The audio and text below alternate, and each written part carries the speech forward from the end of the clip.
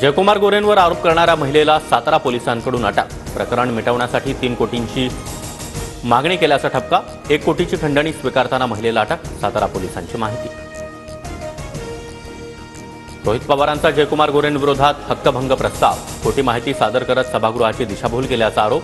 2017ला एका महिलेला अश्लील फोटो पाठवल्याप्रकरणी गोरेंवर विनयभंगाचा गुन्हा दाखल होता। परभणीमधील सोमनाथ सूर्यवंशीचा मृत्यू मारहाणीतच। न्यायदंडाधिकाऱ्यांच्या अहवालामध्ये पोलिसांवर ठपका। गोपनीय अहवाल राज्य मानवाधिकार आयोगासमोर सादर। सर्व पोलिसांना नोटीस बजावत उत्तर देण्याचे आदेश। पोलीस भाजपच्या इशाऱ्यावर काम करतात। पोलिसांकडून खून करवून घेणं सुरू।